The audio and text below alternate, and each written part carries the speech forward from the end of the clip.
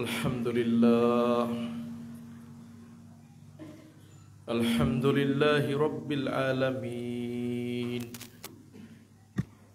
نحمده ونستعينه ونستغفره ونعوذ بالله من شرور أنفسنا ومن سيئات أعمالنا من يهده الله فلا مضل له ومن يضلل فلا هادي له وأشهد أن لا إله إلا الله وحده لا شريك له وأشهد أن محمدا عبده ورسوله الذي أرسله بالحق بشيرا ونذيرا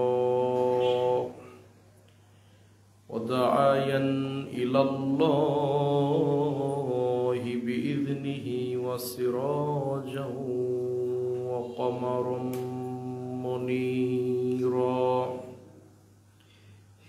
أما بعد فإن خير الحديث كتاب الله وخير الهدي هدي محمد صلى الله عليه وسلم وشر الأمور محدثاتها وكل محدثة بدعة وكل بدعة ضلالة وكل ضلالة في النار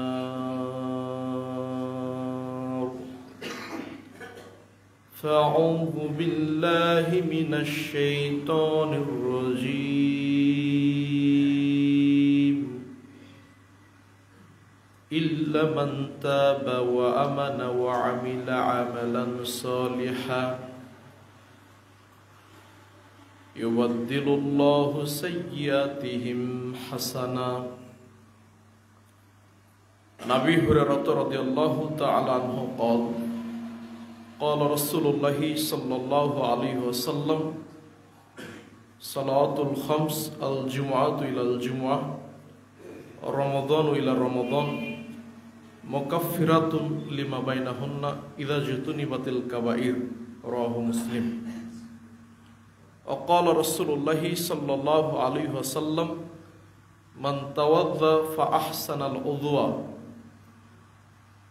ثم يصلي ركعتين لا يسهو فيهما غفر له ما تقدم من ذنبه رواه البخاري ومسلم শুকরিয়া আদায় করি আল্লাহ রাব্বুল আলামিনের জন্য যার অশেষ অনুগ্রহে একটি সপ্তাহ অতিবাহিত হওয়ার পর আল্লাহ রাব্বুল আলামিন আজকের এই পবিত্র জুমার দিনে যথাসময়ে উপস্থিত হওয়ার তৌফিক দান করেছেন। শুকরিয়া আদায় করি আল্লাহ রাব্বুল আলামিনের জন্য, সকলে বলি আলহামদুলিল্লাহ। শান্তি বর্ষিত হোক সর্বশেষ নবী জনাবে মুহাম্মদ রাসূলুল্লাহ সাল্লাল্লাহু আলাইহি ওয়াসাল্লামের উপর। আজকের সংক্ষিপ্ত সময়ে আমাদের উল্লেখিত আয়াত এবং হাদিসে কারিমাকে কেন্দ্র করে মূল্যবান আলোচনার বিষয় গুনাহ মাফের আমল সমূহ।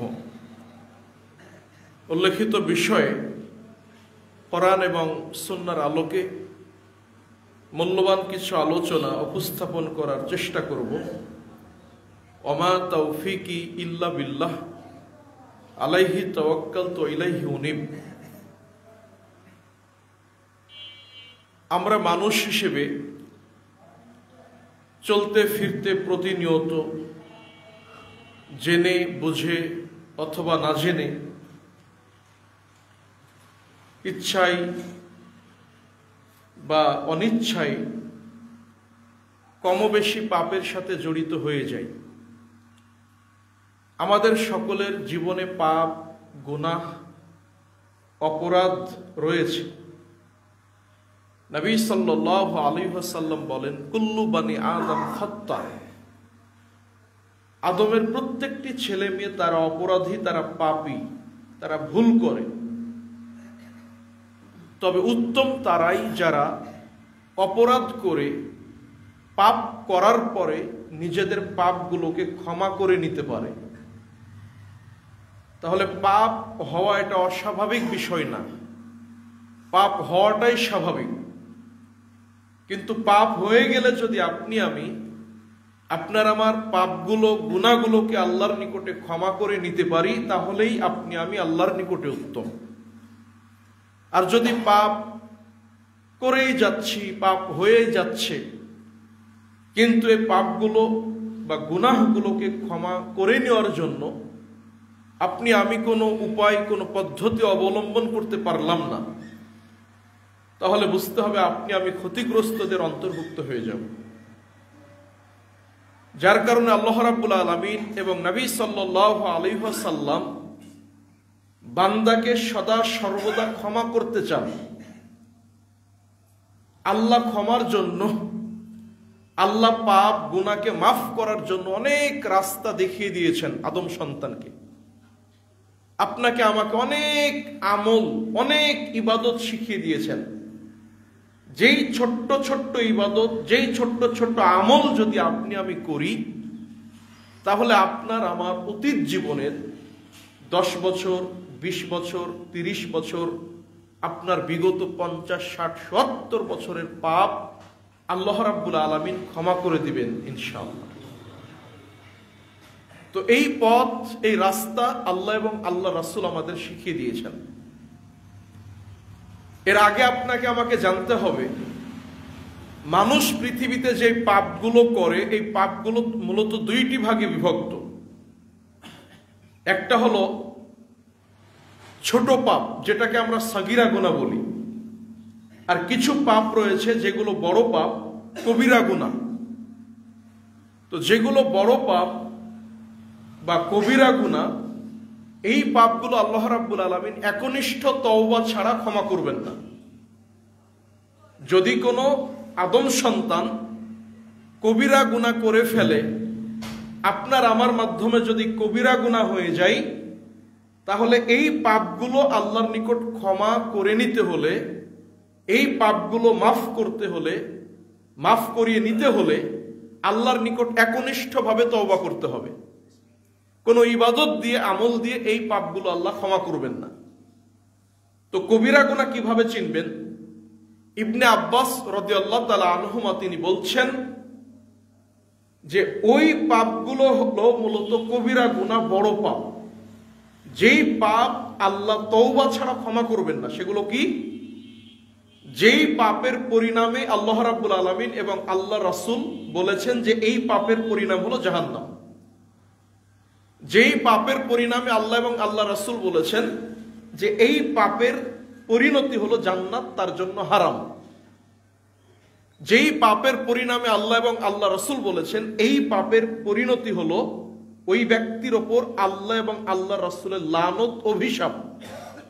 যেই পাপ করলে আল্লাহ এবং আল্লাহর পক্ষ থেকে গজব, আযাব এর সম্মুখীন হতে হবে, ওই পাপগুলো হলো বড় পাপ।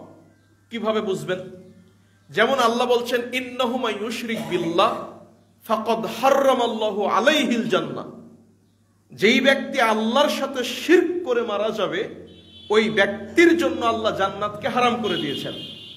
তাহলে শিরক করলে জান্নাত হারাম হয়ে যায়, তাহলে শিরক হলো বড় পাপ। যেমন বলা হচ্ছে, লাআনা রাসূলুল্লাহ আকিলা রিবা ও মুকিলাহু ও কাতিবাহু ও শাহিদাইহি ও কালাহুম সাওয়া। যারা সুদ দেয়, সুদ নেয়, সুদের হিসাব করে, সুদের হিসাব রক্ষক, এবং যারা সাক্ষী প্রদান করে, উভয়ের মাঝে সাক্ষী থাকে, এদের ওপর আল্লাহর পক্ষ থেকে, আল্লাহ রাসূলের পক্ষ থেকে অভিশাপ, লানত। তাহলে সুদের হিসাব করা, সুদের সাক্ষী দেওয়া, সুদের লেনদেন করা, এগুলো হলো বড় পাপ। আল্লাহ রাব্বুল আলামিন যেমন বলছেন মা সালাকাকুম ফি সাকর, যখন জাহান্নামীদেরকে বলা হবে কি ব্যাপার আজকে তোমরা কেন জাহান্নামে, তখন তারা বলবে লাম নাকু মিনাল মুসাল্লিন, আমরা দুনিয়াতে সলাত আদায় করতাম না। তাহলে সলাত আদায় না করা সাকার নামক জাহান্নামে যাওয়ার কারণ। তাহলে সলাত আদায় না করাটা বড় পাপ। তো এক কথাই যেই পাপ করলে আল্লাহর জাহান্নাম ওয়াজিব হয়ে যায়, যেই পাপ করলে আপনার আমার জন্য জান্নাত হারাম হয়ে যায়, যেই পাপ করলে আল্লাহর পক্ষ থেকে আযাব এবং গজব আসবে এমন কথা বলা হয়েছে, যেই পাপ করলে আল্লাহ এবং আল্লাহ রাসূলের অভিশাপ লানত, ওই পাপগুলো হলো বড় পাপ, কবিরা গুনাহ। এই পাপগুলো যদি কোনো আদম সন্তান করে ফেলে, শিরক বলেন, চুরি বলেন, জেনা ব্যভিচার বলেন, সুদ বলেন, ঘুষ বলেন, এরপরে আপনার মিথ্যা কথা বলেন, এরপরে আপনার যেই বড় বড় পাপগুলো রয়েছে, এই পাপগুলো হয়ে গেলে ক্ষমা আল্লাহর নিকটে চাইতে হবে একনিষ্ঠ চিত্তে। তাহলে আল্লাহ রাব্বুল আলামিন কি করবেন? আল্লাহ রাব্বুল আলামিন পবিত্র কোরআন সূরা ফুরকান 25 নম্বর সূরা ৭৪ নম্বর আয়াতে বলছেন, ইল্লা মান তাবা, নিশ্চয় যারা দুনিয়াতে আল্লাহর নিকট একনিষ্ঠভাবে তওবা করবে। পাপ হয়ে গেছে, বললাম পাপ হওয়াটা স্বাভাবিক। আপনি পাপ করেছেন, সালাত আদায় করেননি, আপনি সুদের লেনদেন করেছেন, জেনা হয়ে গেছে, এরপরে আপনি অজান্তে মিথ্যা বলে ফেলেছেন, এরপরে আপনি কোনো বড় ধরনের পাপ করে ফেলেছেন। আল্লাহ বলছেন যারা আল্লাহর নিকট একনিষ্ঠভাবে তওবা করবে, ওয়া আমানা, এবং যারা ঈমান আনয়ন করবে। তওবা করেছেন নতুন করে, আল্লাহ আমি তোমাকে ভয় করি, আমি এই পাপ আর কোনোদিন করব না। তবে তওবার জন্য মূলত 3টি শর্ত থাকতে হয়। আমরা মনে করি যে একটা পাপ করে ফেললাম, আল্লাহর নিকটে বললাম যে তওবা আস্তাগফিরুল্লাহ, আল্লাহ ক্ষমা করো। জি না, এটা তওবা না। তওবার জন্য 3টা শর্ত থাকতে হবে। এক, আপনি পাপ করে ফেলেছেন, পাপের জন্য লজ্জিত হতে হবে, অনুতপ্ত হতে হবে। ছি ছি ছি, জেনা করে ফেললাম, মিথ্যা কথা বলে ফেললাম, গীবত করে ফেললাম, অন্তরে অনুশোচনা জাগতে হবে। 2, ওই পাপ করা থেকে আপনাকে একদম টোটালি ফিরে আসতে হবে, আর জীবনেই পাপ করব না, আজকে জানলাম আর জীবনেই পাপ করব না। 3, এবং এর পরবর্তীতে আপনাকে ওই পাপের সাথে আর সম্পৃক্ত হওয়া যাবে না, ওই পাপের ধারে কাছে যাওয়া যাবে না। এই 3টা যদি থাকে তাহলে আপনার এটা তওবা হলো। মানে আপনি বিড়ি সিগারেট খাইতেন, আপনি হারাম সেবন করতেন, মাদক সেবন করতেন, মিথ্যা বলতেন, আল্লাহর নিকট এমন ভাবে তওবা করেছেন, লজ্জিত হয়েছেন, আল্লাহর নিকট কান্নাকাটি করেছেন, ইস্তিগফার করেছেন, আল্লাহর নিকট ক্ষমা চেয়েছেন, এবং পরবর্তীতে ওই পাপ আর কোনোদিন করেন নাই। যদি এমন একনিষ্ঠ কোনো ব্যক্তি তওবা করে, ঈমান আনয়ন করে, ওয়া আমিলা আমালান সলিহা, এবং নতুন করে যদি সৎ আমল শুরু করে, আগে যা হয়েছে হয়েছে, নতুন করে ভালো কাজ শুরু করে, নেক আমল শুরু করে, আল্লাহ রাব্বুল আলামিন বলছেন ইউবাদদিলুল্লাহু সাইয়্যাতিহিম হাসানা, তার অতীতের সব পাপকে আল্লাহ নেকিতে পরিণত করে দিবেন। সুবহানাল্লাহ। কথা মনে হয় বুঝেননি। আপনি পাপ করেছেন, বিড়ি সিগারেট খেয়েছেন 10 বছর, আপনি জেনা করে ফেলেছেন, আপনি সালাত আদায় করেননি 5 বছর 10 বছর। এই পাপগুলো করার কারণে আপনার আমলনামায় যে পাপ যুক্ত হয়েছে, আপনি যদি একনিষ্ঠভাবে আল্লাহর নিকটে তওবা করেন, অনুতপ্ত হয়েছেন, আল্লাহর নিকটে চোখের পানি ছেড়ে দিয়ে কান্নাকাটি করেছেন, এবং ওই পাপ আর কোনোদিন করেননি, আর সালাত ছাড়েননি, আর জেনা করেননি, আর মাদক সেবন করেননি, এইভাবে যদি আপনি তওবা করতে পারেন, আল্লাহ পাপ ক্ষমা করবেন, সাথে সাথে আপনার অতীতের পাপকে আল্লাহ নেকি বানিয়ে দিবেন। সুবহানাল্লাহ। এটা হলো তওবার ফজিলত, তওবার মর্যাদা। যদি কোনো ব্যক্তি, কোনো মানুষ আল্লাহর নিকট এইভাবে তওবা করতে পারে, আল্লাহ তাকে এইভাবে ক্ষমা করেন এবং তাকে এইভাবে উত্তম প্রতিদান দেন। কিন্তু এই বড় পাপের বাইরে যে পাপগুলো আপনার আমার চলতে ফিরতে উঠতে বসতে প্রতিনিয়ত ঘটে যায়, সেগুলোকে বলা হয় সাগিরা গুনাহ, ছোট পাপ। হাত দিয়ে হয়ে গেল, চোখের মাধ্যমে হয়ে গেল, হঠাৎ জবানের মাধ্যমে হয়ে গেল, চলাফেরার মাধ্যমে হয়ে গেল। এই ছোট পাপগুলো আল্লাহ রাব্বুল আলামিন এবং আল্লাহ রাসূল কিছু আমল, কিছু উপায় আপনাকে আমাকে শিখিয়ে দিয়েছেন, যেই পদ্ধতি, যে উপায় অবলম্বন করলে আল্লাহ আপনার আমার এই ছোট পাপগুলো ইবাদতের মাধ্যমে, আমলের মাধ্যমে, নেক কাজের বিনিময়ে আল্লাহ রাব্বুল আলামিন ক্ষমা করে দিবেন। সেই বিষয়ে আমরা কথা বলবো ইনশাআল্লাহ। সম্মানিত উপস্থিতি, বলছিলাম গুনাহ মাফের উপায়। আন যায়েদ ইবনে খালিদ আল জুহানী রাদিয়াল্লাহু তাআলা আনহু তিনি বলেন, ক্বালা রাসূলুল্লাহ সাল্লাল্লাহু আলাইহি ওয়াসাল্লাম, রাসূলুল্লাহ সাল্লাল্লাহু আলাইহি ওয়াসাল্লাম বলেছেন, এই হাদিসটা সুনান আবি দাউদ 955 নম্বরে হাদিসটা এসেছে, 905 নম্বরে হাদিসটা এসেছে। আল্লাহ রাসূল বলছেন, মান তাওয়াদ্দা, যদি কোনো মুসলিম, যদি কোনো আল্লাহর বান্দা, কোনো নারী সুন্দর করে ওযু করে, ওয়া আহসানাল উদুয়া, সালাতের জন্য সুন্দর করে ওযু করে। আল্লাহ রাসূল যত জায়গায় ওযুর কথা বলেছেন, একটা বিষয় আপনাকে আমাকে মনে রাখতে হবে, আল্লাহ রাসূল বলেছেন আহসানাল উদুয়া, সুন্দর ওযু, উত্তম ওযু। আপনি দ্রুত তাড়াহুড়া করে এসে ওযু করলেন, মসজিদে এসে সালাতে দাঁড়িয়ে গেলেন, আপনার কোনো অংশ ভিজলো, কোনো অংশ ভিজলো না, বিসমিল্লাহ বললেন কি বললেন না, এই ওযুটা না, এই ওযু দিয়ে কাজ হবে না। আল্লাহ রাসূল বলছেন, যে ব্যক্তি উত্তম ভাবে ওযু করলো, সুন্দর করে ওযু করলো, সাল্লা রাকাতাইন, এরপরে 2 রাকাত সালাত আদায় করলো, লা ইয়াসহু ফিহিমা, তার সালাতটা নির্ভুল, ওযুটা নির্ভুল, ওযুটা আল্লাহ রাসূলের পদ্ধতি অনুযায়ী, সালাতও আল্লাহ রাসূলের পদ্ধতি অনুযায়ী, ওযুতে ভুল করেনি, সালাতে ভুল করেনি, নির্ভুলভাবে সুন্দর করে ওযু করেছে, 2 রাকাত সালাত আদায় করেছে। এইভাবে যদি ওযু করে 2 রাকাত সালাত আদায় করে, আল্লাহর নবী বললেন, গুফিরা লাহু মা তাকাদ্দামা মিন যামবি, আল্লাহ তার অতীত জীবনে যা পাপ করেছে, আল্লাহ সব পাপগুলোকে ক্ষমা করে দিবেন। সুবহানাল্লাহ। কিন্তু শর্ত কি দিয়েছেন? আহসানাল উদুয়া, উত্তম ভাবে ওযু। 2 নম্বরে বলেছেন লা ইয়াসহু ফিহিমা, এবং ওযুতে কোনো ভুল করে না। তাহলে আপনার উত্তম ওযু হয় কি? আপনার আমার ওযুটা উত্তম ভাবে, নির্ভুল ভাবে হচ্ছে কি? যদি উত্তম ভাবে হয় তাহলে আল্লাহ ক্ষমা করবেন। যদি ওযুটা নির্ভুল না হয়, ওযুটা যদি উত্তম না হয়, তাহলে এই ওযু দিয়ে অতীতের পাপ ক্ষমা হওয়া দূরের কথা, বরং আপনার ওযুটাই আল্লাহর নিকট গ্রহণযোগ্য হবে না। আজকে আশ্চর্য হতে হয়, প্রত্যেকটি ইবাদতে এবং আমলে শয়তান এমন কিছু সংযোজন করেছে, যার ফলে আপনার ইবাদত দিয়ে, আপনার আমল দিয়ে পাপ ক্ষমা হওয়া দূরের কথা, বরং আপনার ওই ইবাদত দিয়ে, আপনার আমল দিয়ে আপনার আল্লাহর সন্তুষ্টি অর্জন করা সম্ভব না। যেই ইবাদত দিয়ে, আমল দিয়ে আপনার আমার অতীতের পাপ ক্ষমা হওয়ার কথা, ওই ইবাদত দিয়ে পাপ ক্ষমা হওয়া তো দূরের কথা, বরং ইবাদতটাই আল্লাহর নিকটে কবুল হচ্ছে না। শয়তান সংযোজন করেছে। কেন? এটা শয়তানের অঙ্গীকার।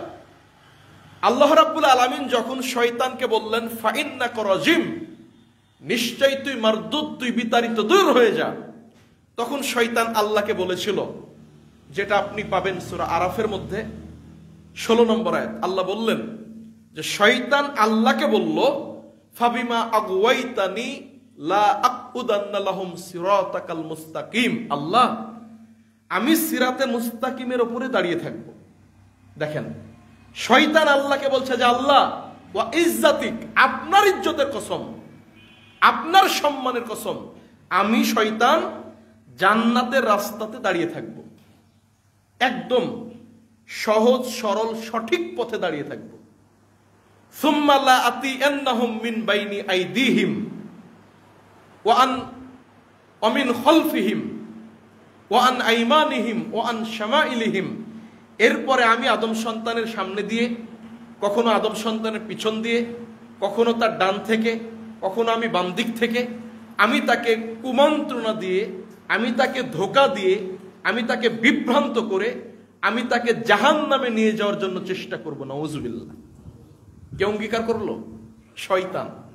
শয়তান আল্লাহকে বলল যে আল্লাহ ঠিক আছে, তুমি আমাকে জাহান্নামে দিবে, তবে তোমার ইজ্জতের কসম করে বললাম আমি আদম সন্তানের সামনে থেকে, পিছন থেকে, ডান থেকে, বাম থেকে, এবং আমি জান্নাতের রাস্তায় দাঁড়িয়ে থাকব, যেন আদমের সন্তানেরা ভুল করতেই থাকে, পাপ করতেই থাকে, অন্যায় করতেই থাকে, বিভ্রান্ত হতেই থাকে, আর আমি তাকে জাহান্নামে নিয়ে যাব। আল্লাহ বললেন, শোন, ওয়া ইজ্জাতি, আমার ইজ্জতের কসম। এবার আল্লাহ বলছেন, আমার সম্মানের কসম, তোর কথা মতো আদম সন্তান পাপ করবে, অন্যায় করবে, ভুল করবে। পাপ করার পর যদি তারা আমাকে বলে, আল্লাহ আমি পাপ করেছি, আল্লাহ আমি ভুল করেছি, আল্লাহ আমি অপরাধ করেছি, তুমি আমাকে ক্ষমা করো। আদম সন্তান আমার নিকট ক্ষমা চাইলেই, আদম সন্তান যদি আমাকে বলে, আল্লাহ আমি পাপ করেছি, তুমি আমাকে ক্ষমা করো, আদম সন্তান বললেই আমি তার পাপকে ক্ষমা করে দিব। তাহলে পাপ হয়ে গেছে, দ্রুত আল্লাহর নিকটে ক্ষমা চাইবেন, আল্লাহ পাপ ক্ষমা করবেন।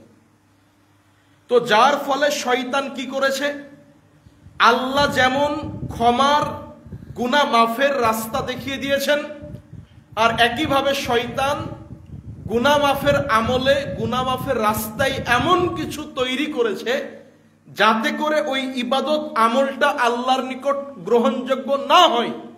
কেন? শয়তান এটা ভালো করেই জানে। আল্লাহ রাব্বুল আলামিন, আল্লাহর নবী বলছেন, মান আমিলা আমালান লাইসা আলাইহি আমরুনা ফাহুয়া রাদ্দুন, 1718 নম্বর হাদিস, সহিহ মুসলিমে পেয়ে যাবেন। আল্লাহর নবী বললেন, কোন ব্যক্তি যদি এমন কোন একটা আমল করে, যে আমলটা মূলত আমি করার জন্য বলি নাই, এইভাবে করার জন্য আমি নবী মুহাম্মদ শিক্ষা দেই নাই, ওই আমলটা যদি করে, আল্লাহর নবী বললেন ফাহুয়া রাদ্দুন, ওই আমলটা বাতিল, ওই আমলটা প্রত্যাখ্যাত। এই কথা শয়তান জানে। এজন্য শয়তান কি করলো, যে বান্দা তুমি ওযুর মাধ্যমে পাপ ক্ষমা করে নিবা, তুমি সলাতের মাধ্যমে পাপ ক্ষমা করে নিবা, তুমি এই আমল করার মাধ্যমে নিজের পাপগুলোকে মাফ করে নিবা, তাহলে শোনো, এই প্রত্যেকটি ইবাদতে আমলে অসংখ্য ত্রুটি, অসংখ্য বিচ্যুতি শয়তান ঢুকিয়েছে, যাতে করে শয়তান আপনাকে আমাকে বিভ্রান্ত করে, শয়তান ইবাদত করার পর, আমল করার পরেও শয়তান আপনাকে আমাকে জাহান্নামে নিয়ে যেতে পারে। দলিল নেন, আপনাকে দেই। এবার অজুটা আপনি আমি বিশুদ্ধভাবে করি কি? অজুতে কত ত্রুটি ঢুকিয়েছে আপনাকে দেখেন। আপনি দ্রুত এসে অজু করলেন, বিসমিল্লাহ বললেন না। আল্লাহ রাসূল বলছেন, মান তাওয়াল্লা বিগাইরি ইসমিল্লাহ, যে ব্যক্তি অজু করে কিন্তু বিসমিল্লাহ বলে না, ওই ব্যক্তির অজু আল্লাহর নিকট কবুল হয় না। তাহলে অজু যদি কবুল হয়, সালাত কবুল হবে? অজু কবুল না হলে সালাতটা কবুল হবে না। আবু দাউদ প্রথম খণ্ড কিতাবুত তাহারাত 2 নম্বর হাদিস। আল্লাহ রাসূল বলছেন, লাম তুকবাল্লাহু সালাতুন বিগাইরি তুহুরিন, কোন ব্যক্তির আল্লাহ সালাতই কবুল করবেন না যদি অজুটা সঠিক না হয়। তাহলে সালাত সঠিক করার আগে আপনাকে কি সঠিক করতে হবে? অজুটা। কেন? আপনি আমি সালাত দিয়ে সফল হতে পারবো না, সালাত আদায় করেও আপনি আমি জাহান্নামে চলে যাব যদি অজুটা সঠিক না হয়। তো অজুর ক্ষেত্রে আপনাকে কি করতে হবে? বিসমিল্লাহ বলতে হবে। আল্লাহ রাসূল বললেন, অজু ছাড়া সালাত কবুল হবে না, আর বিসমিল্লাহ ছাড়া অজু কবুল হবে না।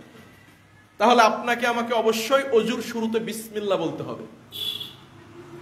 আপনি অজু করে ফেলেছেন, মনে হচ্ছে হে বিসমিল্লাহ তো বলি নাই, নতুন করে অজু করতে হবে, কথাই ইমামরা বলছেন। তবে সালাত আদায় করে ফেলেছেন, মনে করতে পারছেন না বিসমিল্লাহ বলেছিলাম কিনা, এক্ষেত্রে আল্লাহ চাহে মাফ করবেন ইনশাআল্লাহ। কিন্তু আপনার মনে হচ্ছে যে আমি বিসমিল্লাহটা ছেড়ে ফেলেছি, আপনি নতুন করে আবার অজু করবেন। বিসমিল্লাহ ছাড়া অজু গ্রহণযোগ্য হয় না। এক, এরপরে আপনি 2 হাতের কবজি 3 বার ভালোভাবে ধৌত করলেন। অজুর সংক্ষিপ্ত নিয়ম পদ্ধতি একটু বলে দিই, দেখুন। বিশুদ্ধ অজু, 2 হাতের কবজি আপনি ধৌত করলেন, তার আগে অজুর জন্য আপনাকে অন্তরে নিয়ত করতে হবে। সহিহ বুখারী 1 নম্বর হাদিস, আল্লাহ রাসূল বলছেন, ইন্নামাল আমালু বিন্নিয়াহ, মানুষের প্রত্যেকটি ইবাদত আমল নিয়তের উপর নির্ভরশীল। কোন ইবাদতই গ্রহণযোগ্য হবে না নিয়ত ছাড়া। তার মানে আপনি আমি সালাত আদায় করলেও কি লাগবে? নিয়ত থাকতে হবে। আপনি আমি যদি অজু করি এরপরেও নিয়ত করতে হবে, আপনার অন্তরে নিয়ত হবে। নিয়ত মানে হলো ইচ্ছা করা, সংকল্প করা, বাসনা করা। এটা আপনার অন্তরে জাগ্রত হবে যে আমি এখন সলাতের জন্য অজু করছি, বাস এটাই, মুখে নিয়ত নাই। এরপরে আপনি দুই হাতের কবজি ধৌত করলেন বিসমিল্লাহ বলে। এরপরে আপনি মুখ কুলি করলেন 3 বার, নাকে পানি দিলেন। একই সাথে মুখে এবং নাকে পানি দেওয়াটা ভালো, এটা করার চেষ্টা করবেন, উত্তম। নাকে মুখে পানি দিলেন, গড়গড়া সহ কুলি করলেন, নাকটা ঝেড়ে পরিষ্কার করলেন। এবার মুখমণ্ডল ধৌত করবেন। কিভাবে? যেখান থেকে আপনার চুল গজিয়েছে, কপাল অগ্রভাগ, সেখান থেকে নিয়ে ডান কান, এইদিকে বাম কান আর থুতির নিচ পর্যন্ত পুরো মুখমণ্ডল 3 বার ধৌত করতে হবে। কয়বার? 3 বার। কিন্তু আমরা যেটা করি, আমরা মূলত পানি নেই 3 বার, মুখ ধৌত করি 1 বার। কিন্তু হাদিসে এসেছে ধৌত করতে হবে 3 বার। আপনি পানি 1 বার মুখে দিলেন, এরপরে আপনি আর 1 বার পানি দিয়ে মুখটা ধৌত করলেন। এরপর আপনি যখন 3 বার পানি দিয়েছেন, 3য় বার আপনি পুরো মুখটা ধৌত করলেন। তাহলে আপনার মুখ ধৌত করা হলো কয়বার? 1 বার। পানি নিয়েছেন 3 বার? জি না, পানি 3 বার নিতে হবে কথা না, মুখ ধৌত করতে হবে 3 বার। তাতে পানি যে কবার লাগবে লাগবে, পানি যেই কবার লাগবে লাগবে। আপনি পুরো মুখ 3 বার ধৌত করবেন। 1 চুলু পানি নেবেন, দাড়িতে দিবেন, দাড়ির মাস পর্যন্ত, ত্বক পর্যন্ত পৌঁছানোর চেষ্টা করবেন। যাদের পাতলা দাড়ি, অতিরিক্ত ঘন হলে ভিতরে না পৌঁছালে সমস্যা নেই, তবে পানি 1 বার দিতে হবে। এরপরে দাড়িগুলো খেলাল করলেন, পরিষ্কার করলেন, পানি দিতে হবে 3 বার। এরপরে হাত একদম আপনার মধ্যমা আঙ্গুলের অগ্রভাগ থেকে নিয়ে কনুই পর্যন্ত 3 বার ধৌত করতে হবে। হাত ধৌত করার ক্ষেত্রে আমরা একই ভুল করি। আমরা কিছু পানি নিলাম, কিছু অংশ ধৌত করলাম, আবারও পানি নিয়ে কিছু অংশ ধৌত করলাম, আবারও পানি নিয়ে এবার পুরো হাতটা সুন্দর করে ফিনিশিং দিলাম। এটা করি না? আপনি পুরো হাতটা ধৌত করলেন, 1 বার ধৌত করা হলো, এই ধোয়া হাতের ওপর আপনি পুরোটাই আর 1 বার ধুইলেন। এটা কয়বার? 3য় বার ধোয়া। আপনি 2 বার হাত ধৌত করেছেন, আবার পুনরায় সম্পূর্ণ হাত আরেকবার ধৌত করলেন। এটা হলো 3য় বার ধোয়া। পানি যেই কবার লাগবে লাগবে সেইটা বিষয় না, কিন্তু হাত ধৌত করতে হবে 3 বার। একইভাবে বাম হাত 3 বার ধৌত করতে হবে। মাথা মাসে করবেন কিভাবে?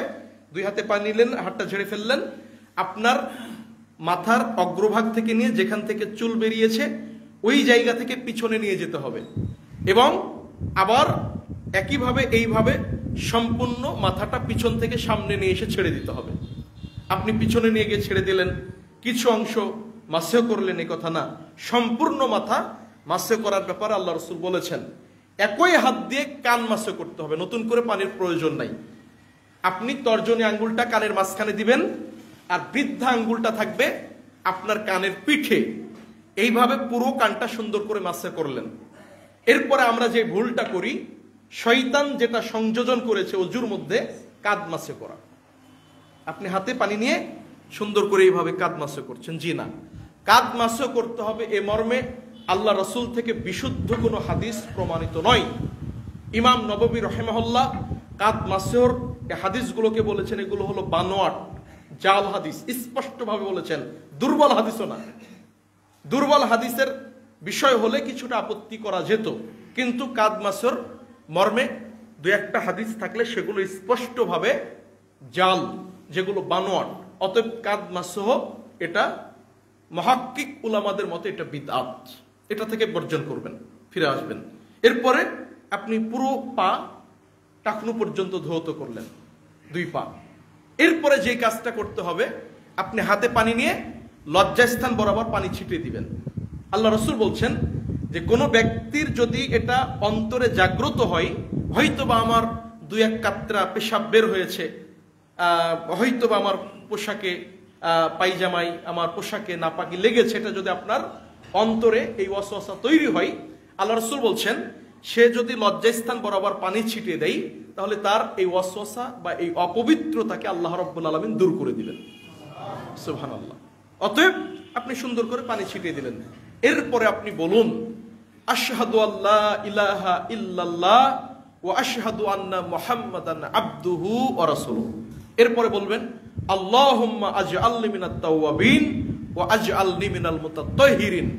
আল্লাহ রাসূল বলছেন যদি কোনো ব্যক্তি ওযু করার পরে এই দোয়াটা পাঠ করে, যেটা আমি বললাম ওযুর দোয়া, আল্লাহ রাসূল বলছেন ফুতিহাত লাহু আবওয়াবুল জান্নাতি সামানিয়া, ওই ব্যক্তির জন্য আল্লাহ জান্নাতের 8টা দরজাকে খুলে দিবেন। এত ফজিলত অজুর দোয়া। আপনি অজু করেছেন, আপনি বলেছেন আশহাদু আল্লা ইলাহা ইল্লাল্লাহ ওয়া আশহাদু আন্না মুহাম্মাদান আবদুহু ওয়া রাসূলুহু আল্লাহুম্মা আজআলনি মিনাত তাওয়াবিন ওয়া আজআলনি মিনাল মুতাত্তাহিরিন। আল্লাহ আপনার জন্য জান্নাতের 8টা দরজাকে খুলে দিবেন। আল্লাহ রাসূল বলছেন যেই দরজা দিয়ে ইচ্ছা ওই দরজা দিয়ে কাল কিয়ামতের দিন জান্নাতে প্রবেশ করতে পারবে। সুবহানাল্লাহ, এত ফজিলত। কিন্তু এখানে শয়তান কি তৈরি করেছে? সূরা কদর। যদি কোনো ব্যক্তি অজু করার পরে সূরা কদর একবার তেলাওয়াত করে, একবার পড়ে, তাহলে সে শহীদদের সাথে, সিদ্দিকদের সাথে জান্নাতে থাকবে। 2বার যদি কোনো ব্যক্তি সূরা কদর পড়ে, তাহলে সে শহীদদের খাতায় তার নাম লেখানো হবে। 3বার যদি সূরা কদর পড়ে, তাহলে সে স্বয়ং আল্লাহর নবী রাসূলদের সাথে তার হাসর নাসর হবে। এই হাদিসটা জাল, বানোয়াট, এর কোনো সনদই নাই, টোটাল ভিত্তিহীন। সূরা কদর বিরত থাকতে হবে, এটা শয়তানের তৈরি করা আমল, যার কোনো অস্তিত্বই নাই, সনদই নাই। অতএব আপনি যেই দোয়াটা বললাম ওইটা বলবেন, এনাফ আপনার জন্য জান্নাতকে আল্লাহ রাব্বুল আলামিন 8টা দরজা খুলে দিবেন। সম্মানিত উপস্থিতি, যে হাদিসটা বললাম এই হাদিসটা আপনি পেয়ে যাবেন সহিহ মুসলিম 566 নম্বরে, প্রথম খণ্ড কিতাবুত তাহারাতে। তাহলে আমি এই যে আমল বানোয়াট তৈরি করলাম সূরা কদর, এরপরে আর অনেক দোয়া আছে। এরপরে বলা হয় যে অজুর দোয়াটা পড়তে হবে পশ্চিম দিকে ফিরে, আসমানের দিকে তাকিয়ে, বলে না? এর কোনো দলিল নাই। আপনি যদি এগুলো করতে যান, তাহলে আপনার এই যে অজু করলে আল্লাহ অতীতের পাপ ক্ষমা করে দিচ্ছেন, এই অজু করলে অতীতের পাপ ক্ষমা হওয়া দূরের কথা, বরং এই কাজগুলো করে বসলে আপনার ইবাদতই আল্লাহর নিকট গ্রহণযোগ্য হবে না। এই জন্য এগুলো থেকে বিরত থাকতে হবে। আমি বলছি না যে আপনি আমার কথা গ্রহণ করেন, জি না, আপনি কোরআন এবং হাদিসের দিকে নিজেকে মনোনিবেশ করেন। কোরআন হাদিস কি বলে সেইটা আপনি দেখেন। তাআলু মা আনজালাল্লাহ ওয়া ইলা রাসূল, আসো ওই দিকে যে আল্লাহ বলেন, যে আল্লাহ রাসূল বলেন। ইত্তাবিউ মা আনজালাল্লাহ, অনুসরণ করেন ওইটার যা আল্লাহ বলেছেন, যা আল্লাহ নাজিল করেছেন। আমি বলছি না আপনি এই মত গ্রহণ করেন, ওই মত ছেড়ে দেন, জি না। আমি আপনাকে এই দাওয়াতটা দিচ্ছি, যেই দাওয়াত আল্লাহর নবী কুরাইশদেরকে দিয়েছিলেন, মক্কার কাফেরদেরকে দিয়েছিলেন। তাআলু মা আনজালাল্লাহ, ইত্তাবিউ মা আনজালাল্লাহ, অনুসরণ করো ওইটার, আসো ওই দিকে যা আল্লাহ নাজিল করেছেন। কি নাজিল করেছেন? কোরআন এবং হাদিস। তখন তারা বলল বাল নাত্তাবিউ মা ওয়াজাদনা আলাইহি আবাআনা, আরে মুহাম্মদ, তোমার দলিলের অনুসরণের তো আক্কা আমরা করি না, আমরা অনুসরণ করব আমাদের বাপ দাদা 14 পুরুষ যা করে গেছে। কে বলল? মক্কার কাফেররা। স্পষ্ট দলিল দেওয়ার পরেও আপনি যদি বলেন যে ভাই আমাদের সমাজে এটা চলে আসে, আমাদের বাপ দাদাদের আমল থেকে আমলটা হয়ে আসে, তাহলে এই কথা তো আপনার মক্কার কুরাইশদের মতো হয়ে গেল। একজন মুসলিমের কথা হবে, একজন মুমিনের কথা হবে, সামি'না ওয়া তা'না, শুনলাম, দলিল পেয়েছি, মেনে নিলাম। তাহলে আপনার আবার অজুটা যদি সঠিক হয়, তাহলে আল্লাহ রাব্বুল আলামিন আপনার আমার অতীতের পাপগুলো, গুনাহগুলোকে ক্ষমা করে দিবেন। এটা হলো পাপ মাফের অন্যতম একটা আমল। আলহামদুলিল্লাহি ওয়াহদা ওয়াসসালাতু ওয়াসসালামু আলা রাসূলিল্লাহ, আম্মা বাদ। আন আবি হুরায়রা রাদিয়াল্লাহু তাআলা আনহু قال, গুনাহ মাফের 2 নম্বর আমল বলি। নবী সাল্লাল্লাহু আলাইহি ওয়াসাল্লাম সাহাবাদেরকে উদ্দেশ্য করে বললেন, যে হাদিসটা আপনি সহিহ বুখারীতে পাবেন 528 নম্বরে, মিশকাতে এসেছে 512 নম্বরে। আল্লাহর নবী সাহাবীদের উদ্দেশ্যে বলছেন, আরাআইতুম লাউ আন্না নাহারান বিবাব, আচ্ছা সাহাবী শোনো, তোমাদের কোনো ব্যক্তির বাড়ির পাশে একটা প্রবাহিত চলমান নদী আছে, ইয়াগতাসিলু ফি কুল্লি ইয়াউমিন খামস, আর ওই নদীতে নেমে কোনো ব্যক্তি যদি প্রত্যেক দিন 5 বার গোসল করে, আচ্ছা সাহাবী বলো তো, হাল ইয়াবকা মিন দারানিহি শাইয়ুন, তার শরীরে কোনো ধুলোবালি ময়লা আবর্জনা লেগে থাকবে? তখন সাহাবারা স্পষ্টভাবে বললেন, আল্লাহে লা ইয়া রাসূলুল্লাহ, আল্লাহ রাসূল না, যেই ব্যক্তি প্রত্যেক দিন সকালে, সন্ধ্যায়, দুপুরে, বিকালে 5 বার গোসল করবে, তার শরীরে কোনো ধুলোবালি, কোনো ময়লা, কোনো আবর্জনা, কোনো নোংরা লেগে থাকবে না। এবার আল্লাহর নবী বললেন, শোনো, কাযালিকা মাসালুস সালাতুল খামস ইয়ামহুল্লাহু বিহিন্নাল খাতাইয়া।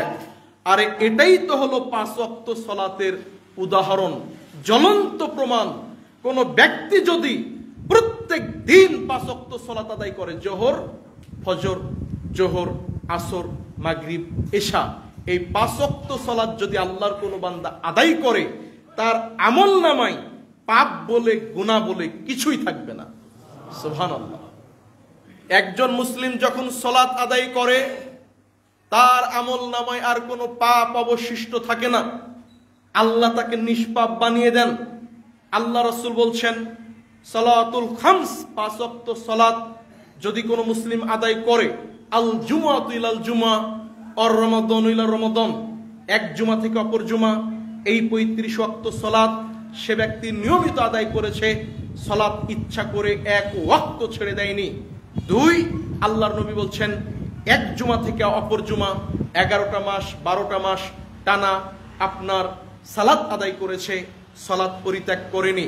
একটি মাস সালাত আদায় করেছে, একটা বছর সালাত আদায় করেছে, ওই ব্যক্তি যদি এক জুমা থেকে অপর জুমা, এক রমাজান থেকে অপর রমাজান নিয়মিত সালাতে অভ্যাসী হয়, তাহলে আল্লাহর নবী বললেন, এই মধ্যবর্তী সময়ে এক জুমা থেকে আরেক জুমা, এক রমাজান থেকে আরেক রমাজান, মধ্যবর্তী সময়ে যা পাপ করবে আল্লাহ সব পাপগুলোকে ক্ষমা করে দিবেন, যদি সে কবিরা গুনাহ না করে। সব পাপ ক্ষমা হয়ে যাবে। 233 নম্বর হাদিস, হাদিসটা প্রথম খণ্ড সহিহ মুসলিমে পেয়ে যাবেন। তাহলে আপনি মুসলিম, কিন্তু আপনি সালাত আদায় করেন না। যারা সালাত আদায় করে না, এদের প্রতিনিয়ত এদের আমলনামায় পাপ জমা হয়, এদের পাপ আল্লাহ ক্ষমা করেন না। আপনি মুসলিম, সুন্দর করে ওযু করেন, সালাত আদায় করেন, আল্লাহ আপনার জন্য আমার জন্য গুনাহ মাফের অনেক উপায় দিয়ে রেখেছেন, যেই ইবাদত আমলগুলো করলে আপনার আমার পাপগুলো ক্ষমা হয়ে যায়। আল্লাহর নবী বললেন, যদি কোনো ব্যক্তি নিয়মিত সালাত আদায় করে, তার আমলনামায় কোনো পাপ থাকে না, গুনাহ থাকে না। অতএব একজন মুসলিমকে প্রত্যেক দিন সালাতে অভ্যাসী হতে হবে। আপনার পাপ হোক, আপনি গুনাহ করেন, অন্যায় করেন, এরপরও আপনাকে সালাত আদায় অভ্যাসী হতে হবে। কেন? ইবনে মাসউদ তিনি বলতেন, মান সাররাহু আইয়াল কাল্লা গাদান মুসলিমান ফালিউহাফিজ আলাইহিন্না সালাতুল খামস, 1013 নম্বর হাদিস সহিহ মুসলিমে পেয়ে যাবেন। তিনি বলছেন, যদি কোনো ব্যক্তি আল্লাহর সামনে কাল কিয়ামতের দিন মুসলিম হয়ে সাক্ষাৎ করতে চাই, আমরা আল্লাহর সামনে মুসলিম হয়ে দাঁড়াতে চাই কি চাই না? কথা বলেন। আমরা সকলেই চাই, কেউ বলবেন না। এই মসজিদের যত মুসল্লি, একজন পাওয়া যাবে না যে ব্যক্তি বলবে যে ভাই আমি আল্লাহর সামনে মুসলমান হয়ে দাঁড়াতে চাই না। কেউ বলবে না, প্রত্যেকে বলবে আমি মুসলমান হয়ে আল্লাহর সাথে সাক্ষাৎ করতে চাই। তাহলে কি করতে হবে? ইবনে মাসউদ বলছেন, ফালিউহাফিজ আলাইহিন্না সালাতুল খামস হাইসু ইউনাদি বিহিন্না, তাহলে ওই ব্যক্তি যেন প্রত্যেক দিন 5 ওয়াক্ত সালাত আদায় করে, যেই সালাতের জন্য মুয়াজ্জিন তাকে আহ্বান করে। এই 5 ওয়াক্ত সালাত আদায় করলে, সালাত আদায় করতে করতে মারা গেলে কাল কিয়ামতের দিন আল্লাহর নিকট মুসলিম হয়ে সাক্ষাৎ করবে। সুবহানাল্লাহ। তাহলে মুসলিম হয়ে সাক্ষাৎ করতে চাইলে আপনি সালাত পরিত্যাগ করবেন এই সুযোগ নাই। আপনাকে অবশ্যই সালাত আদায় করতে হবে, প্রত্যেক দিন সালাতে অভ্যাসী হতে হবে। আল্লাহ তৌফিক দান করুন, আল্লাহুম্মা আমিন। এবার দেখেন এই সালাতে শয়তান কি ঢুকিয়েছে। আজকে অবাক হতে হয়, ভারত, বাংলাদেশ, পাকিস্তানের মানুষ সালাত শুরু করার আগে 3টা বেদাত করে বসে। সালাত শুরুই করতে পারেনি, এদিক 3টা বিদাত করে ফেলেছে, আল্লাহ রাসূলকে অপমান করে ফেলেছে। তার মধ্যে একটা হলো আপনার ওই যে বললাম মুখে নিয়ত পড়া, নাওয়াইতু আন উসাল্লি লিল্লাহি তাআলা বলে না, আপনার জোহরের এক নিয়ত, জোহরের আগের সুন্নাতের এক নিয়ত, জোহরের পরের সুন্নাতের আরেক নিয়ত, আসরের সুন্নাতের এক নিয়ত, আসরের ফরজের এক নিয়ত। দেখা যাচ্ছে এই বেদাতি নিয়ত মুখস্থ না থাকার কারণে ও ফরজ সালাতই পড়ে না। এই বেদাত মুখস্থ না থাকার কারণে ও দিনরাত কুফরি করে, ফরজটাই ছেড়ে দেয়, কিন্তু মুখে নিয়ত না। নিয়ত আরবি শব্দ, যার বাংলা হলো সংকল্প করা। তো নিয়ত করতে হয়, এটা অপরিহার্য, কিন্তু নিয়ত পড়তে হয়, এটা বিদআত। কথা বুঝলেন? নিয়ত করতে হবে, ঠিক আছে, আল্লাহ রাসূল বলেছেন, কিন্তু নিয়ত মুখে উচ্চারণ করতে পড়তে হবে কথা নয়। এমন কোন হাদিসের গ্রন্থ নাই, এমন কোন নির্ভরযোগ্য ফিকহের কিতাব নাই, এমনকি ইমাম আবু হানিফা রহিমাহুল্লাহ থেকে এমন কোন কিয়ামতের সকাল পর্যন্ত দলিল দেওয়া যাবে না যে উচ্চারণ করে মুখ দিয়ে আপনার নিয়ত পড়তে হবে। আপনি আমি যেটা করি বিদআত। আপনার বেড়া বাজারে পাবনা শহরে একটা চোর ধরা পড়েছে। এবার চোরকে পুলিশে বেধড়ক পেটাচ্ছে, আর চোর বেচারা বলছে যে স্যার ছেড়ে দেন, আর জীবনে চুরি করব না, স্যার ছেড়ে দেন, আর জীবনে চুরি করব না। আর মনে মনে বলছে যে বেটা ছেড়ে দেখ, তোর বাড়িতে আগে চুরি করব। তো মনে মনে যেইটা বলছে সেইটা নিয়ত নাকি মুখেরটা? মনে যেইটা আছে ওইটা নিয়ত। তো আপনি সলাতে দাঁড়াচ্ছেন, এই নিয়তটা হবে কোথায়? অন্তরে, মুখে উচ্চারণ করে না। নাওয়াইতু আন উসাল্লি লিল্লাহি তাআলা বলে যে আমরা নিয়তটা করি, এটা আল্লাহ রাসূলের দিয়ে যাওয়া নয়। এই নিয়ত করলে আল্লাহ রাসূলকে অপমান করা হবে। নিয়ত হবে অন্তরে, এক। দুই, এবার ইমামের আরেক নিয়ত, মুক্তাদির আবার আরেক নিয়ত। এটা তো গেল একটা নিয়ত। ইমামের নিয়ত হলো যে আমি সকলের দায়িত্ব নিয়ে নিলাম, আর মুক্তাদিরা বলবে যে আমি সকলের দায়িত্ব আমার ইমামের কাঁধে দিয়ে দিলাম। জি না, এই নিয়তও নাই। এরপরে কি আপনার নিয়ত পড়া হয়েছে এবার জায়নামাজের দোয়া। জায়নামাজের দোয়া আছে না? জায়নামাজের দোয়া আছে। জায়নামাজের দোয়া মর্মে হাদিসের কিতাবে কোনো দোয়া লেখা নাই। যেটা আমরা পড়ি এটা হলো কোরআনের আয়াত। জায়নামাজের দোয়া হিসেবে আপনি আমি যেটা পড়ে অভ্যস্ত, এটা কোরআনের আয়াত, এটা জায়নামাজের দোয়া না। জায়নামাজের দোয়া হিসেবে এটা আল্লাহ রাসূল কোনোদিন পড়েননি, সাহাবায়ে কেরাম পড়েননি। আপনি যদি জায়নামাজের দোয়া মনে করে তাকবীরে তাহরিমার আগে পড়েন, তাহলে আল্লাহর নবীকে অপমান করা হবে। আল্লাহ রাসূল তাহাজ্জুদ সালাতে, সহিহ মুসলিমে এসেছে, তিনি তাকবীরে তাহরিমা দেওয়ার পরে এই আয়াতটা পড়তেন, যেটাকে আপনি আমি জায়নামাজের দোয়া বানিয়েছি। তাহলে সালাত শুরু করার আগে আপনি আমি তিনটা ভুল করে বসলাম, তাহলে আপনার আমার ইবাদতটা কেমনে কবুল হয়? সম্মানিত উপস্থিতি, এরপরে সালাতের মধ্যে আরো অনেক ভুল ত্রুটি আছে, যার ফলে আপনার আমার অতীতের পাপ ক্ষমা হওয়া দূরের কথা, বরং দেখা যাচ্ছে ইবাদতটা আল্লাহর নিকট গ্রহণযোগ্য হচ্ছে না। তো এগুলো থেকে আপনার আমার সলাতকে যদি ফ্রেশ রাখা যায়, এই সলাতের মাধ্যমে আল্লাহ আপনার আমার অতীতের পাপকে ক্ষমা করে দিবেন ইনশাআল্লাহ। সম্মানিত উপস্থিতি, বলছিলাম গুনাহ মাফের উপায় সমূহ। আর আবি হুরায়রা রাদিয়াল্লাহু তাআলা আনহু قال, আবু হুরায়রা রাদিয়াল্লাহু তাআলা আনহু তিনি বলেন, রাসূল সাল্লাল্লাহু আলাইহি ওয়াসাল্লাম বলেছেন, যে হাদিসটা আপনি পেয়ে যাবেন সহিহ মুসলিমের মধ্যে, সহিহ বুখারীতে পাবেন 780 নম্বর হাদিস।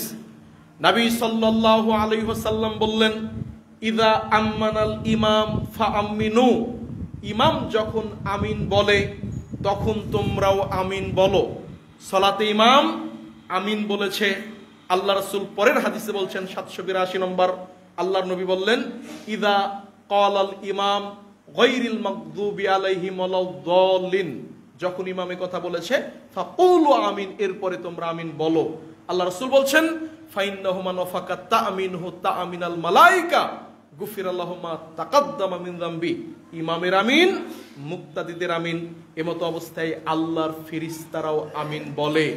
ইমাম, মুক্তাদি, আল্লাহর ফেরেশতার আমিন যদি একই সাথে হয়ে যায়, আল্লাহ উপস্থিত মুক্তাদি ইমামের সকলের পাপ, সকলের গুনাহ আল্লাহ ক্ষমা করে দিবেন।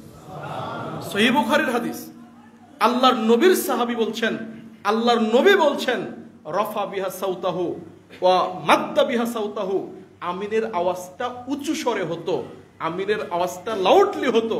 আপনার ইমাম আমিন বলল কি আপনি বুঝলেন না, তাহলে আমিন কখন বলবেন?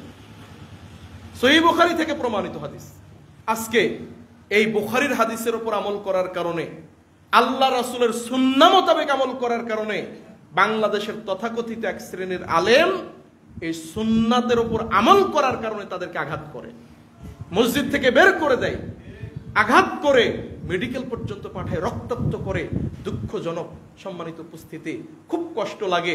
কয়েকদিন আগে আশ্চর্য হলাম, একজন বড় আলেম, বড় মুফতি বাংলাদেশের, তিনি বলছেন, বুখারী গ্রন্থ মাথায় নিয়ে বলছেন, কিভাবে জাতিকে ধোঁকা দিচ্ছে, আমি অবাক হয়ে গেলাম।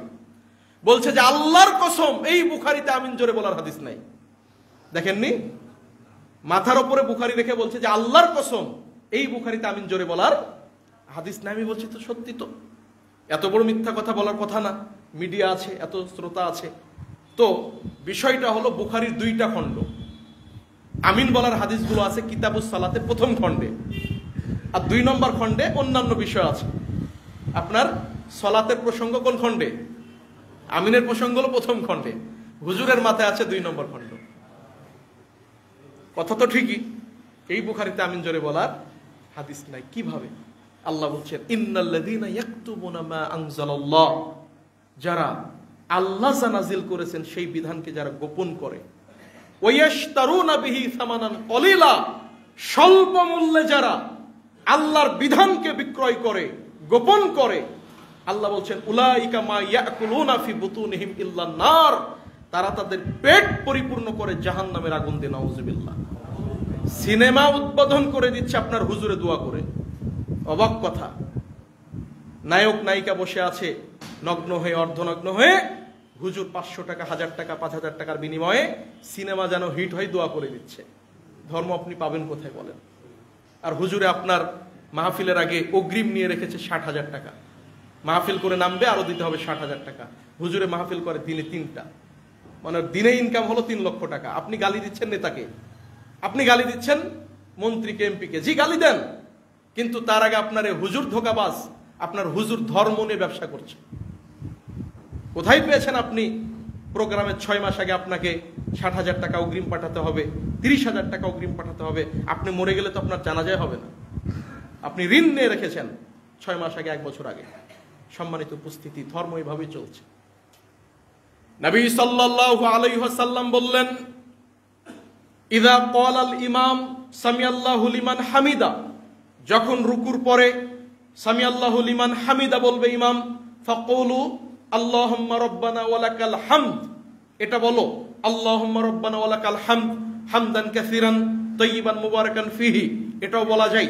এরপর আল্লাহ রাসূল বলছেন ফা ইন্নাহু কাউলুহু কাউলাল মালায়েকা, এই কথাটা আল্লাহর ফেরেশতারাও বলে। কি বলে? আল্লাহুম্মা রাব্বানা ওয়া লাকাল হামদ, হে আল্লাহ রব্বানা, আপনি আমাদের রব, ওয়া লাকাল হামদ, সমস্ত প্রশংসা আপনার, এই কথা ফেরেশতারাও বলে। মুক্তাদি ইমাম, এবং যদি ফেরেশতাদের সাথে এটা মিলে যায়, গুফিরাল্লাহু মা তাকাদ্দামা মিন যামবি, আল্লাহ উপস্থিত মুক্তাদের সমস্ত পাপকে ক্ষমা করে দিবেন। যেই সমস্ত আমলে, যেই সমস্ত উপায়ে অতীতের পাপ ক্ষমা হয়, তার অধিকাংশ হলো সালাত কেন্দ্রিক। তার মানে সালাত ব্যতি রেখে অতীতের পাপ ক্ষমা লাভের, অতীতের গুনাহ থেকে মুক্তি লাভের কোনো আপনার মাধ্যমই নাই। আপনি যদি চান নিষ্পাপ অবস্থায় থাকতে, আপনার পাপ মাফ করে দেন আল্লাহ, এটা চাইলে আপনাকে সালাত আদায় করতে হবে, দৈনিক সালাতে অভ্যস্ত হতে হবে। নবী সাল্লাল্লাহু আলাইহি ওয়াসাল্লাম আরো বলছেন, আল্লাহর নবী বললেন মান সাব্বাহাল্লাহ ফি দুবুরি কুল্লি সালাতিন মাকতুবা, যেই ব্যক্তি প্রত্যেক ফরজ সালাত পরে বলবে 33 বার সুবহানাল্লাহ সুবহানাল্লাহ 33 বার, এরপরে নবী সাল্লাল্লাহু আলাইহি সাল্লাম বললেন ওয়া হামিদাল্লাহ সালাসানা সালাসিনা, 33 বার বলবে আলহামদুলিল্লাহ আলহামদুলিল্লাহ আলহামদুলিল্লাহ, ওয়া কাব্বারাল্লাহ সালাসানা সালাসিনা, 33 বার বলবে আল্লাহু আকবার আল্লাহু আকবার আল্লাহু আকবার। আপনি তাসবিহ পাঠ করেন, যেটা করেন 33 বার সুবহানাল্লাহ, 33 বার আল্লাহু আকবার, 33 বার আলহামদুলিল্লাহ। সুম্মা ক্বাল, অতঃপর বলে আল্লাহু লা ইলাহা ইল্লাল্লাহু ওয়াহদাহু লা শারীকা লাহু লাহুল মুলকু ওয়া লাহুল হামদ ওয়া হুয়া আলা কুল্লি শাইইন কাদির। এটা বলে 100 বার পূর্ণ করবে। আল্লাহ রাসূল বলছেন তার অতীতের পাপকে আল্লাহ ক্ষমা করে দিবেন, সমস্ত পাপকে ক্ষমা করে দিবেন। ওয়ালাউ কানাত মিসলা জাবাদিল বাহর, তার পাপের পরিণাম সমুদ্রের ফেনা সম পরিমাণ যদি হয়। বিশাল সমুদ্র, এক প্রান্ত থেকে আপনি আরেক প্রান্ত দেখতে পান না, বিশাল সমুদ্র। এই সমুদ্রের চতুর্দিকে আপনার যত ফেনা জমা হয়ে থাকে, তার পাপ হতে হতে যদি সমুদ্রের ফেনা সম পরিমাণ হয়ে যায়, আল্লাহ এরপরেও তার অতীতের পাপগুলোকে ক্ষমা করে দিবেন। এত ফজিলত, এটাও সালাত কেন্দ্রিক। এরপরে শয়তান কি ঢুকিয়েছে? হুজুরকে নিয়ে আবার হাত উঠানো। কেন? আপনার পাপ ক্ষমা হয়ে গেলে আর কি লাগে? আল্লাহ রাসূল বলছেন মান ক্বারা আয়াতুল কুরসি ফি কুল্লি দুবুরি সালাতিন মাকতুবা, যে ব্যক্তি প্রত্যেক ফরজ সালাত পরে আয়াতুল কুরসি পাঠ করবে। সূরা বাকারা 255 নম্বর আয়াত, আল্লাহু লা ইলাহা ইল্লা হুয়াল হাইয়ুল কাইয়্যুম, আয়াতুল কুরসি পাঠ করেছে। আল্লাহ রাসূল বলছেন লাম ইয়ামনাহু, ওই ব্যক্তির জন্য জান্নাতে যেতে আর কোনোই বাধা থাকে না, একটি মাত্র বাধা, সেটা হলো মৃত্যু। তাহলে আপনার আর কি লাগে? ফরজ সালাত শেষ করে আয়াতুল কুরসি আপনি নিজে নিজে পড়েছেন, তাহলে আপনি জান্নাতে চলেই গেছেন, পৌঁছাননি কেন? মৃত্যু হয়নি এজন্য, মৃত্যুটাই বাধা। আপনি 33 বার সুবহানাল্লাহ, 33 বার আলহামদুলিল্লাহ, 33 বার আল্লাহু আকবার বলেছেন, আপনার অতীতের সমস্ত পাপ আল্লাহ ক্ষমা করে দিয়েছেন। যদি সমুদ্রের ফেনা সম পরিমাণ হয়, আর কিছু লাগে? তা আপনি কেন মানব রচিত এই ইবাদতগুলো করতে যাবেন? আল্লাহ রাসূলের সুন্নাতগুলো কবর চলে যাবে যদি আপনি এই আমলগুলো তৈরি করেন। সম্মানিত উপস্থিতি, অতএব আসুন আল্লাহ রাসূলের দিকে ফিরে আসুন। অতীতের পাপ ক্ষমা হয়ে যাবে যদি আপনি এই কথাটা বলেন। এরপর আল্লাহ রাসূল বলছেন, যেই ব্যক্তি ঘুমানোর সময় বলে, ঘুমানোর সময় বলছেন লা ইলাহা ইল্লাল্লাহু ওয়াহদাহু লা শারীকা লাহু লাহুল মুলকু ওয়া লাহুল হামদ ওয়া হুয়া আলা কুল্লি শাইইন কাদির লা হাওলা ওয়া লা কুওয়াতা ইল্লা বিল্লাহ সুবহানাল্লাহ আলহামদুলিল্লাহ লা ইলাহা ইল্লাল্লাহু আল্লাহু আকবার। এই দোয়াটা পড়ে যদি কোনো মুসলমান ঘুমায়, ওই ব্যক্তির অতীতের পাপ আল্লাহ ক্ষমা করে দিবেন, যদি তার পাপের পরিমাণ সমুদ্রের ফেনা সম পরিমাণও হয়। সহিহ মুসলিমের হাদিস, আবু দাউদের হাদিস। এই দোয়াটা আপনি পড়েন, ঘুমানোর সময় পড়েন। আবু হুরায়রা রাদিয়াল্লাহু তাআলা আনহু তিনি বলেন, রাসূলুল্লাহ সাল্লাল্লাহু আলাইহি ওয়াসাল্লাম বলেছেন, মা মিন মুসলিমানে ইয়ালতাকিয়ানে ফায়াতাসাফাহান, যখন দুইজন মুসলমানের পরস্পর দেখা সাক্ষাৎ হয়, দুইজন মুসলমানের পরস্পরে দেখা সাক্ষাৎ হয়েছে, এরপরে তারা সালাম বিনিময় করেছে, মুসাফা করেছে, মুসাফা করার পরে আল্লাহ রাসূল বলছেন, গুফিরা লাহুমা মা তাকাদ্দামা মিন যামবি ক্বাবলা আইয়াতাফাররাকা, দুইটা হাত পৃথক হওয়ার আগেই, যারা দুইজন মুসলমান মুসাফা করেছে, দুইটা হাত পৃথক হওয়ার আগেই আল্লাহ তাদের অতীতের পাপগুলোকে, গুনাহগুলোকে ক্ষমা করে দিবেন। কত সুন্দর ছোট্ট একটা আমল, আমরা অনেকেই করি না, শুধু সালাম দিই, সালামু আলাইকুম। আপনি সালাম দিলে নেকি পাবেন, আসসালামু আলাইকুম 10 নেকি, ওয়া রাহমাতুল্লাহ 20 নেকি, ওয়া বারাকাতুহু 30 নেকি, বাস। কিন্তু অতীতের পাপ ক্ষমা হবে কথা না। কিন্তু আপনি মুসাফা করেছেন, এবার শয়তান এখানে কি ঢুকিয়েছে দেখেন, আপনি মুসাফা করবেন, দুইটা হাত লাগিয়ে দিলেন, 4 হাতে মুসাফা, জি না, দুইটা হাত দিয়ে মুসাফা করবেন। 1 2 মুসাফা করার পরে হাত বুকে দিচ্ছেন, আল্লাহ রাসূল করেন, হচ্ছে না, মানে আমিলা আমালান লাইসা আলাইহি আমরুনা ফাহুরদ্দু। এরপরে নবী সাল্লাল্লাহু আলাইহি সাল্লাম বললেন, শোনো, সালাম দেওয়ার পরে মুসাফা করেছো, আল্লাহ অতীতের পাপ ক্ষমা করবেন। আপনি কি করলেন? হাতটা মাথাতে দিলেন, হাতে চুমু দিলেন, এরপরে আপনি বলছেন ইয়াগফিরুল্লাহু লানা ওয়া লাকুম। জি না, এগুলো আল্লাহ রাসূলের না, সব শয়তানে তৈরি করেছে, এগুলো আল্লাহ রাসূলের দিয়ে যাওয়া নয়। প্রত্যেকটি ইবাদত ততটুকুই নিতে হবে যেভাবে আল্লাহ রাসূল বলেছেন, যেভাবে শিক্ষা দিয়েছেন, যতটুকু আল্লাহ রাসূল সাহাবায়ে কেরাম করেছেন। সম্মানিত উপস্থিতি, সংক্ষিপ্ত পরিসরে যতটুকু আলোচনা করলাম, আর অনেক বিষয় ছিল, আল্লাহ আমাদের বুঝে মেনে চলার তৌফিক দান করুন, বলি আল্লাহুম্মা আমিন। আল্লাহ রাব্বুল আলামিন আমাদেরকে এই সমস্ত আমলের সাথে আল্লাহ রাব্বুল আলামিন পরিচিত হওয়ার তৌফিক দান করুন, এবং প্রত্যেকটি ইবাদতে আমলে যে ভুল ত্রুটি